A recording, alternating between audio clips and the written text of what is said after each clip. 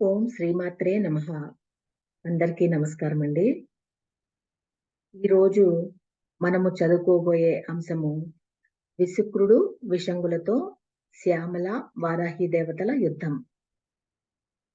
ఎప్పుడైతే విఘ్న యంత్రం కూడా భిన్నమైపోయిందో బండాసురునికి ఒకవైపు వేదన, మరొక వైపు ఉక్రోషం రెండూ కలుగుతున్నాయి. దానితో వెంటనే తన దగ్గర మిగిలిన ప్రధానులైన సోదరులు విశుక్రుడు విషంగులను పిలిచి యుద్ధానికి బయలుదేరమన్నాడు. తమ సమస్త సేనలు దెబ్బతినడంతో వారికి కూడా ఉక్రోషంతో క్రోధం వచ్చింది. ఆ క్రోధంతో వాళ్ళు చాలా గొప్ప ప్రయత్నాలతో వెళ్లారు. ఇప్పుడు స్వయంగా తామే యుద్ధంలోకి వెళ్తున్నారు. ఇంతకు ముందు విషంగుడు మాయతో యుద్ధానికి వెళ్లి వెనక్కి పారిపోయి వచ్చాడు. విశుక్రుడు మాయతో జయ విఘ్నం పన్ని వాడు పారిపోయి వచ్చాడు. ఇప్పుడు ఇద్దరు 400 అక్షౌహిణుల సమకూర్చుకుని వెళ్తున్నారు. అక్షౌహిణి అనగా చాలా పెద్ద సంఖ్యలో ఉండే సైన్యం. దానిలో గజబలం, అశ్వబలం, పదాతి బలం అన్నీ అత్యధిక సంఖ్యలో ఉంటాయి. మహాభారత యుద్ధంలో రెండు వైపులా కలిపి 18 అక్షౌహిణులు. ఇక్కడ అన్నదమ్ములిద్దరూ తమతో తీసుకెళ్ళింది 400 అక్షౌహిణి సేనలు. అంటే ఊహించుకోవచ్చు. వారు వెళ్తుంటే వారి మేనల్లుళ్ళు మేం కూడా యుద్ధానికి వస్తామని చెప్పి వారి దగ్గరికి వచ్చారు. వీరు బండాసురుని చెల్లెలైన ధూమిక పుత్రులు. వీరు ఉలూకజిత్ మొదలైన వారు. మొత్తం 10 మంది. మేనమామ బండుడే వీరికి స్వయంగా యుద్ధ శిక్షణని ఇచ్చాడు. వీరంతా మేనమామలైన విశుక్ర విషంగులతో కలిసి యుద్ధానికి బయలుదేరారు.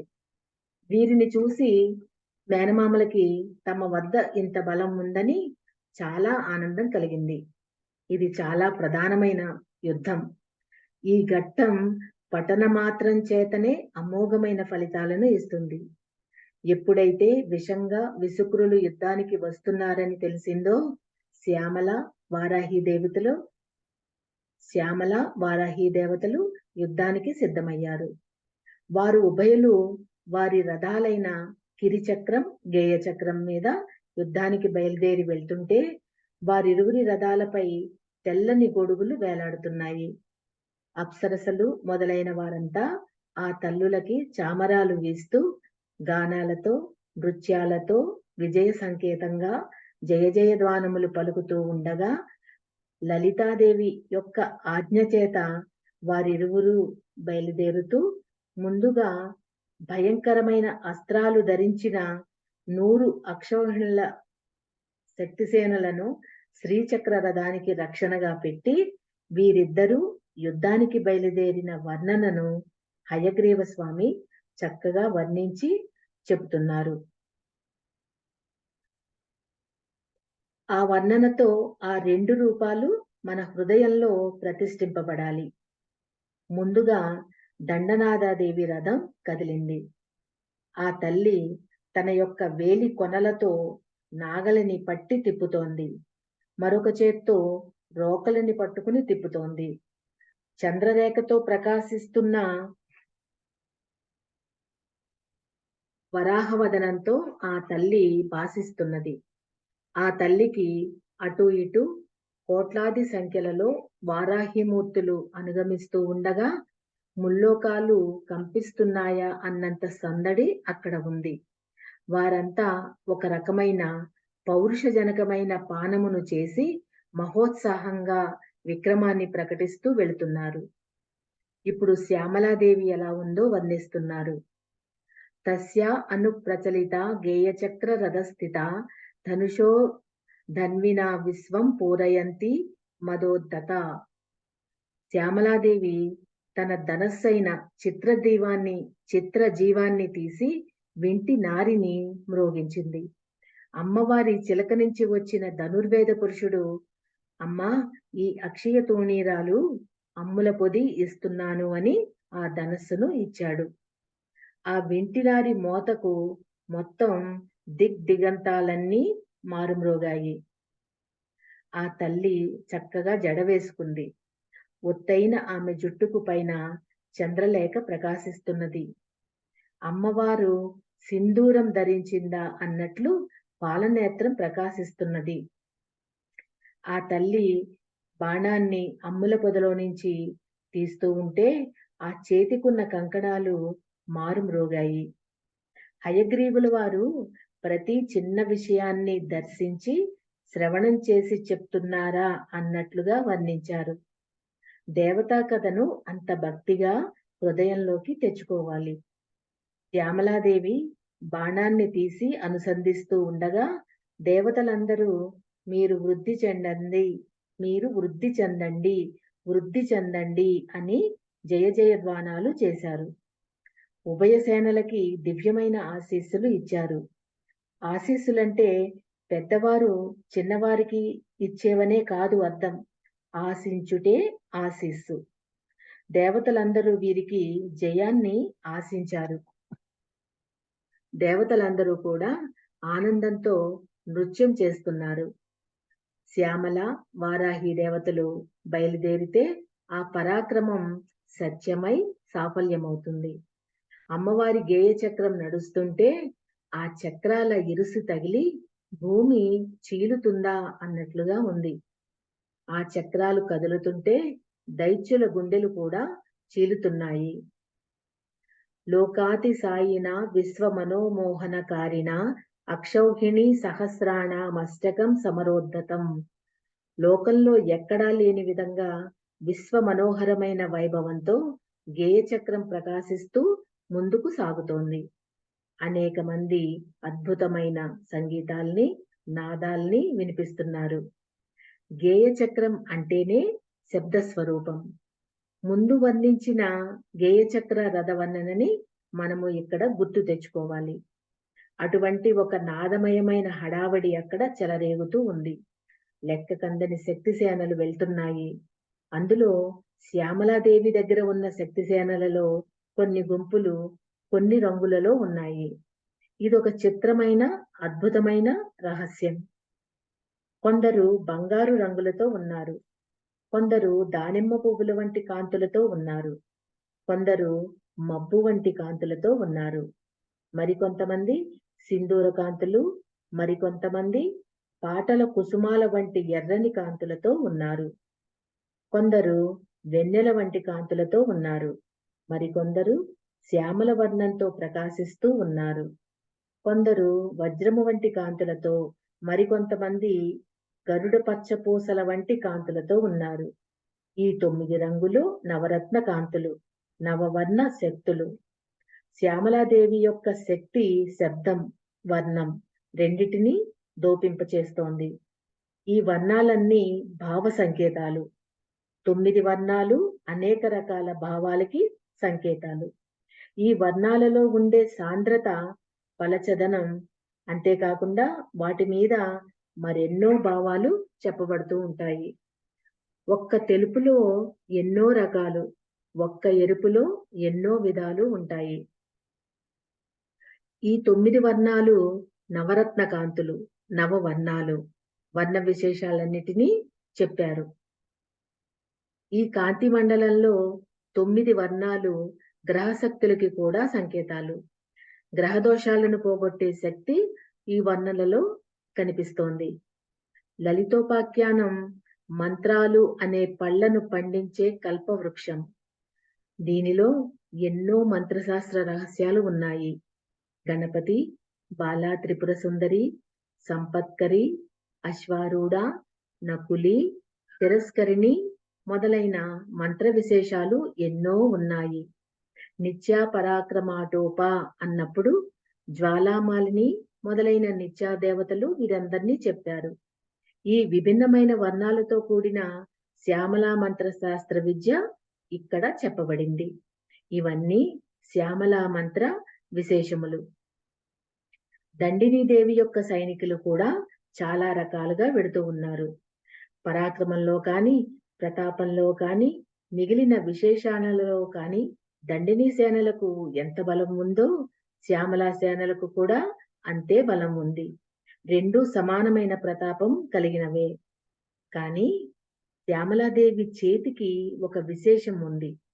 లలితాదేవి స్వయంగా తన ఉంగరం తీసి శ్యామలాదేవి వేలికి తొడిగారు. ఆ ఉంగరపు యొక్క విశేషమైన కాంతి శ్యామలాదేవి ధనుస్సును పట్టుకున్నప్పుడు శోభాయమానంగా ప్రకాశిస్తోంది. ఇలా దండిని సేనలు, శ్యామలా సేనలు కదులుతూ ఉంటే తద్భార భంగురా భూమిర్డోలా లీలా మలంబత తత ప్రవవృతే యుద్ధం తుములం రోమహర్షణం. ఆ భారానికి భూమి ఉయ్యాలలా కొంచెం కంపించిందని చెప్పారు. తరువాత యుద్ధం మొదలైంది. ఈ యుద్ధం ఇదివరకు జరిగిన యుద్ధాల కంటే విశేషమైనది. దీనిలో రహస్యాలు చాలా శ్రద్ధగా గమనించి గ్రహించే ప్రయత్నం చేయాలి. దండనాద విషంగేన సమయుజ్యత సంగరే విసుక్రేణ సమం శ్యామ వికృష్టమణి కార్ముక. ఇన్నాళ్ళు లలితా సహస్రం జాగ్రత్తగా చదువుకున్న వాళ్ళు కూడా దిద్దుకోవలసిన కొన్ని విషయాలు ఇక్కడ వస్తున్నాయి. ఇంతకు ముందు విడివిడిగా యుద్ధం చేసిన దేవతలందరూ ఇక్కడ కలుస్తారు. విశుక్ర విషంగులతో చేసిన యుద్ధం చాలా ముఖ్యమైనది. శ్యామలాదేవి యొక్క అంగదేవతలు, వారాహీదేవి యొక్క అంగదేవతలు కూడా ఈ యుద్ధంలో పాల్గొన్నారు. ఈ రాక్షసుల మేనల్లులను ఒక్కొక్కరిని సంహరించడానికి ఒక్కొక్క దేవత సిద్ధపడింది. అమ్మవారి పాసం నుంచి వచ్చిన అశ్వారూఢాదేవి బండాసురుని మేనల్లుడైన ఉలూకజిత్ అనే రాక్షసుని సంహరించడానికి సిద్ధపడింది. యుయుత్సుడు అనే రాక్షసుని సంహరించడానికి సంపత్కరి సిద్ధపడింది. కుంతిసేనుడు అనే వాడిని సంహరించడానికి మహామాయాదేవి ముందుకు వచ్చింది. ఉన్మత్త భైరవి అనే దేవత మలదుడు అనే రాక్షసుడిని సంహరించడానికి వచ్చింది. ఉన్మత్త భైరవీదేవి వారాహీదేవి యొక్క అంగదేవతలలో ఒకరు. ఆ మంత్రశక్తి ఇక్కడ చెప్పబడుతున్నది. లఘుశ్యామ చకారోచ్చై కుసూరేణ సమమ్రణం. లఘుశ్యామాదేవి అనే దేవత శ్యామలాదేవి యొక్క మంత్రదేవతలలో ఒకరు. ఈ దేవి కుసూరుడితో యుద్ధం చేసింది. ఈ లఘుశ్యామాదేవిని స్మరిస్తే వెంటనే ఫలిస్తుంది. లఘు అంటే వెంటనే అని అర్థం. ఈ లఘుశ్యామను స్మరిస్తే అపూర్వమైన వాక్పటిమను, జ్ఞానాన్ని వెంటనే అనుగ్రహిస్తుంది. స్వప్నేశ్వరి అని ఒక దేవత ఉంది. ఆవిడ మంగళుడు అనే రాక్షసుని కొడుతోంది. ఈ స్వప్నేశ్వరి దేవి వారాహీదేవి యొక్క అంగదేవతలలో ఒకరు. ఆ తల్లినే స్వప్న వారాహి అంటారు. ఆ తల్లి వచ్చి మంగళుని సంహరించింది. ధృగణుడు అనే రాక్షసునితో వాగ్వాదిని దేవి తలపడింది. వాగ్వాదిని శ్యామలాదేవి యొక్క అంగదేవతలలో ఒకరు. ఈవిడ వాక్ శక్తి స్వరూపిణి. కొల్లాటుడు అనే రాక్షసునితో చండకాళి యుద్ధం చేసింది. ఇలా మొత్తం 10 మంది మేనల్లుళ్ళకి 10 మంది దేవతలు ధీటుగా సమాధానం చెప్తున్నారు. ఇక విశుక్రుని ఎదుర్కొనడానికై శ్యామలాదేవి, విషంగుని ఎదుర్కొనడానికి దండనాదాదేవి సిద్ధపడ్డారు.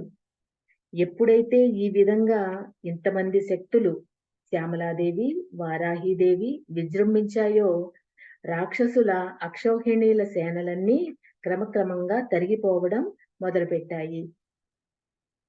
చము అంటే సేనలు, శక్తి సేనలు పెరిగిపోతున్నాయి, రాక్షస సేనలు తరిగిపోతున్నాయి. ఇది చూసి ఇక తట్టుకోలేక విశుక్రుడు తృషాస్త్రం అనే ఒక అస్త్రాన్ని వేశాడు. తృష అనగా దాహం, దీని నుంచే తృష్ణ అనే పదం వచ్చింది. అది వేసిన వెంటనే శక్తి సేనల మీద ఈ అస్త్రం పనిచేయడం మొదలుపెట్టి అందరికీ శరీరాలు ఎండిపోవడం మొదలుపెట్టాయి. ఆ వేడికి దాహం పుడుతోంది. నాలుక పిడచకట్టుకుపోయి నోట మాటలు రావటం లేదు. శరీరం అంతా ఎండిపోవడం వల్ల కదలడానికి శక్తి లేదు. దాహం, నీరసం అందరిలో నిండిపోయాయి. శక్తి సేనలన్నిటికీ దవడలు, నోరు ఎండిపోయి ఇంద్రియాలన్నీ అల్లకల్లోలమవుతున్నాయి. రాక్షస సేనలు అన్నీ విజృంభిస్తున్నాయి. ఆ సమయంలో ఏం చేయాలా అని దండిని, శ్యామలలు ఆలోచిస్తుండగా శ్యామలాదేవి వారాహీదేవితో అంటోంది. పోత్రిని అంటే వారాహిదేవి, ఓ సఖి, చూశావా ఆ దుష్టుడు వేసిన త్రిశాస్త్రం ఎలా పనిచేస్తోందో? మన సేనలంతటినీ శిథిలం చేస్తోంది. వాళ్ళ నాలుకలు, నోళ్ళు ఎండిపోయాయి. వారి ఆయుధాలను కూడా వాళ్ళు పట్టుకోలేకపోతున్నారు. నువ్వు నీ రథపర్వం యొక్క చివర సురా సముద్రానికి అధిదేవత ఒక ఆయన ఉన్నారు. ఆయనకి కాస్త పని అప్పగించు అంది. దండినీదేవి రథానికి మొత్తం 5 ఆవరణలు. వాటిలో 5వ ఆవరణ చివర ఉన్న ఆయన సీతు మహార్ణవః అనగా సురాసింధు దేవత. ఆయన ఒక రకమైన మధుర పదార్థాన్ని సిద్ధంగా ఉంచుకున్నాడు. సురా సముద్రానికి అధిదేవత ఆయన. ఈ శక్తిసేనలన్నిటి యొక్క దాహార్తి పోయేటట్లుగా వాడిని ఆజ్ఞాపించు అని వారాహీదేవితో శ్యామలాదేవి చెప్పింది. మామూలుగా జలం పాత్రలతో ఇస్తే వీళ్ళ దాహం తీరదు. వీళ్ళకి సముద్రం కావాల్సిందే. ఈ త్రిశాస్త్రం యొక్క వేడి అంతటిది. అందుకు క్షీణిస్తున్న ఉత్సాహాన్ని తిరిగి ప్రచోదనం చేయగలిగేది ఆ ద్రవ లక్షణం. ఈ రోజుల్లో ఉత్సాహం కోసమని ఏవేవో ద్రవ్యాలు త్రాగుతూ ఉంటారు. అలాంటిదని మాత్రం దీన్ని అనుకోవద్దు. వీటిని వామాచార పరంగా అన్వయించుకుని ఆ విధంగా చేసేవారు ఉండవచ్చు.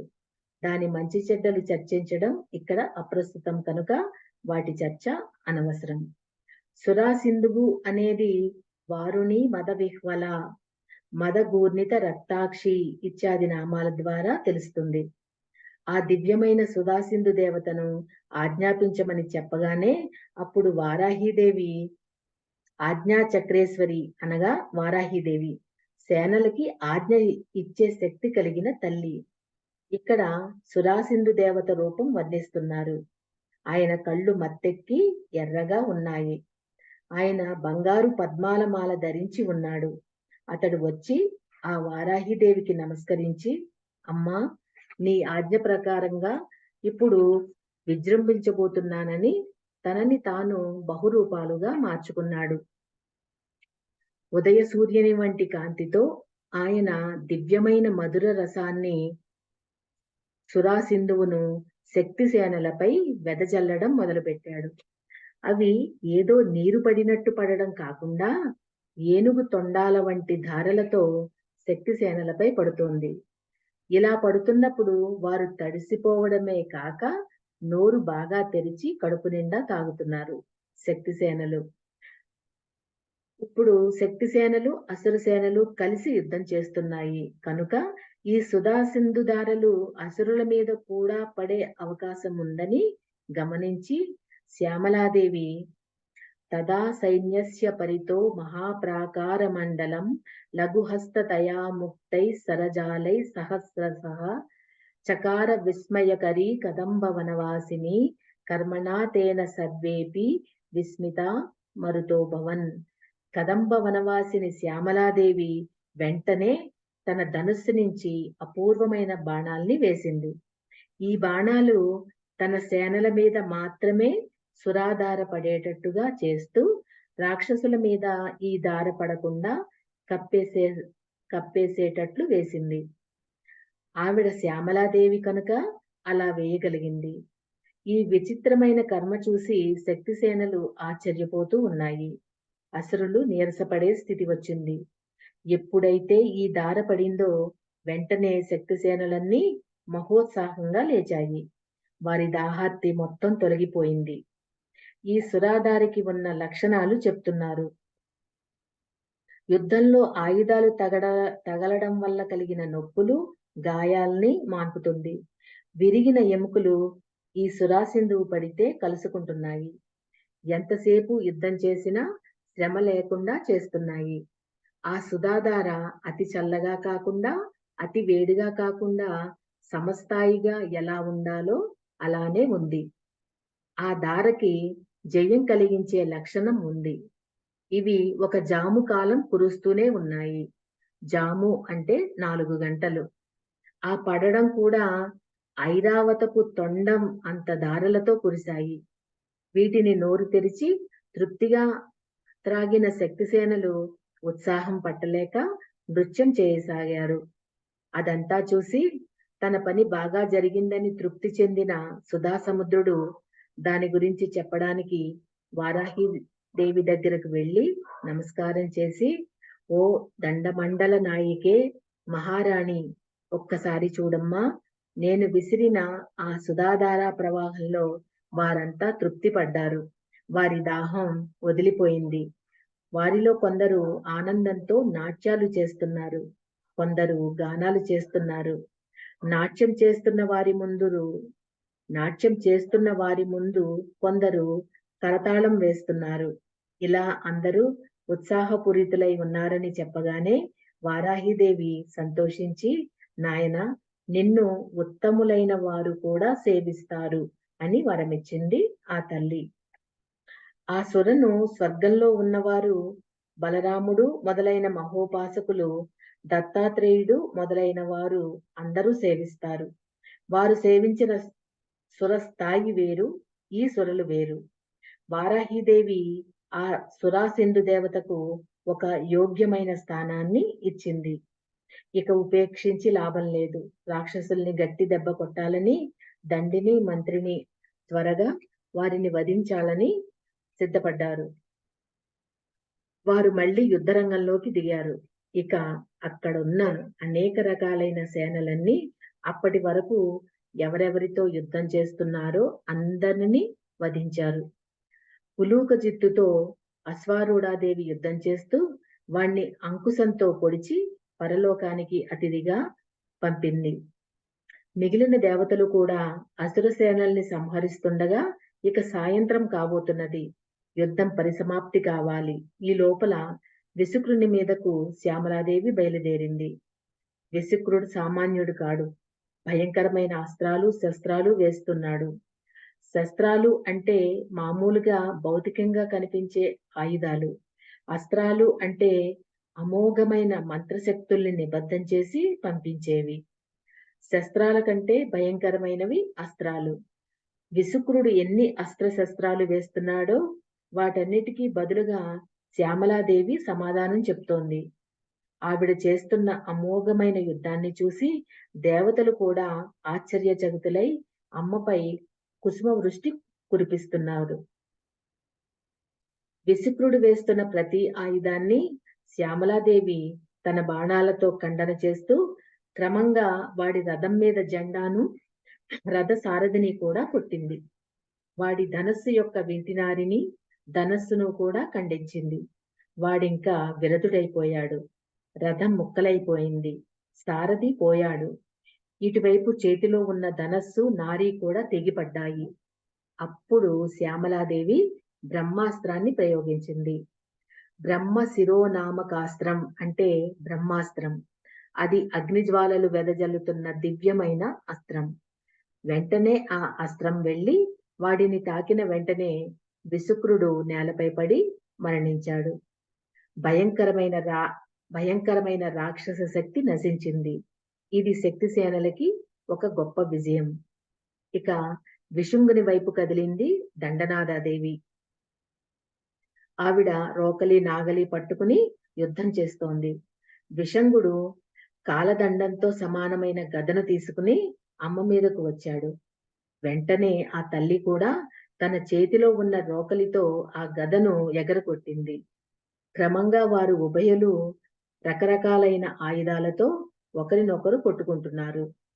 వీరి పరస్పర ఆయుధ ఘట్టనాల వల్ల జ్వలిస్తున్న మెరుపులతో ఆకాశం మెరిసిపోతోంది. దండనాదాదేవి యొక్క ముసలాన్ని, హలాన్ని పిండి చేద్దామని ప్రయత్నిస్తున్నాడు ఆ రాక్షసుడు. కానీ వాడి వల్ల కావడం లేదు.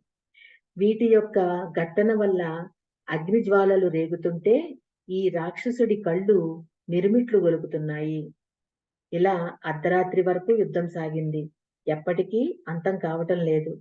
చూచి చూసి చూసి దండినీదేవి నాగలిని తీసుకుని వాడి మెడ మీద పడేలా విసిరి లాగింది. నాగలితో దగ్గరకు లాగి రోకలితో నెత్తి మీద ముట్టింది. వాడి తల చితికి నేల మీద పడి మరణించాడు. విషంగుడిని ఇలా సంహరించింది వారాహిదేవి. చూర్ణితేన శతాంగేన సమం భూతలమాశ్రయత్ ఇతి కృత్వా మహత్కర్మ మంత్రిణీ దండనాయకే. విసుక్రుని విషంగుని సంహరించిన శ్యామల వారాహిలపై దేవతలు అద్భుతమైన కుసుమ వృష్టిని కురిపించారు. శక్తిసేనలు ఆనంద తాండవం చేశాయి. తన యొక్క బుద్ధి శక్తి అయిన శ్యామల, అహంకార శక్తి అయిన వారాహి చేసిన ఈ రాక్షస వదలకి సంతోషించింది లలితాదేవి. ఈ కథని ఏకాగ్రంగా వింటే లలితా సహస్రంలో ఇంతకాలము చదువుతున్న మంత్రిణ్యంబ విరచిత విషంగ వదతోషిత విశుక్ర ప్రాణహరణ వారాహి వీర్యనందిత, ఈ రెండిటిలో 2 పొరపాట్లు ఉన్నాయి అని తెలుస్తుంది. కథ ప్రకారం మంత్రిణ్యంబ అనగా శ్యామలాదేవి విశుక్రుని సంహరించింది. కానీ మంత్రిణ్యంబ విరచిత విషంగ వదతోషిత అని చదువుతున్నారు. దీనిని మంత్రిణ్యంబ విరచిత విశుక్ర వదతోషిత అని చదువుకోవాలి. రెండవది విశుక్ర ప్రాణహరణ వారాహి వీర్యనందిత అని చదువుతున్నారు లలితా సహస్రనామాల్లో. కానీ అది విషంగ ప్రాణహరణ వారాహి వీర్యనందిత అన్నది సరైన నామం. మామూలుగా మన లలితా సహస్రమంలో అలా ఉన్నాయి, కానీ ఇక్కడ వీళ్ళు ఇలా చెప్తున్నారు, మంత్రిణ్యంబ విరచిత విశుక్ర వదతోషిత అని విషంగ ప్రాణహరణ వారాహి వీర్యనందిత అని చెబుతున్నారు. విషంగుని సంహరించింది వారాహి. ఇంతకాలం చదువుతున్న దాన్ని మార్చేసుకోవాలా అని అనుకోవద్దు. భాస్కర రాయల వారు రచించిన లలితా సహస్రనామ భాష్యం అద్భుతమైనది. ఆయనకు దొరికిన పాఠాలలోనో ఎక్కడో ఈ ముద్రణా లోపం జరిగి ఉండవచ్చు. ఆ లోపాన్ని అనుసరించి ఇప్పటి వరకు వ్యాఖ్యలన్నీ వస్తూనే ఉన్నాయి. కానీ సౌభాగ్య భాస్కర భాష్యానికి పూర్వ భాష్యాలు నారాయణ భట్టు మొదలైన వారు రచించినవి చూస్తే కొన్ని మార్పులు ఉన్నాయి. అన్ని మార్పులను మనం స్వీకరించకపోయినా అందులో ఉన్నది మాత్రం మంత్రిణ్యంబ విరచిత విశుక్ర వదతోషిత విషంగ ప్రాణహరణ వారాహి వీర్యనందిత అని సరిదిద్దుకోవాలి. నారాయణ భట్టు చెప్పిన పాఠంలో ఇలాగే ఉంది. దీనికి ప్రమాణం ఈ లలితోపాఖ్యానమే. లలితా సహస్రనామ స్తోత్రంలో మొదటి భాగమంతా అమ్మవారి లీలా వైభవం. దానికి ఆధారం లలితోపాఖ్యానం.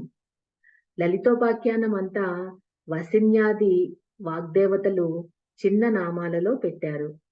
ఇకపై ఆ నామాలను చదివినప్పుడు ఆ కథంతా గుర్తు రావడానికి ఈ ఉపాఖ్యానం పనికొస్తుంది. పూర్వ పాఠాలలో కూడా ఈ నామాలు ఇలాగే ఉన్నాయి. ఈ యుద్ధంలో అమ్మవారి రథం ఉంది. ఆ రథంలో బిందు చక్రం నుంచి లెక్క వేస్తే 3వ ఆవరణ ఉంది. ఆ 3వ ఆవరణలో వసిన్యాది వాగ్దేవతలు ఉన్నారు. వాళ్ళు మొత్తం యుద్ధానికి సాక్షులు.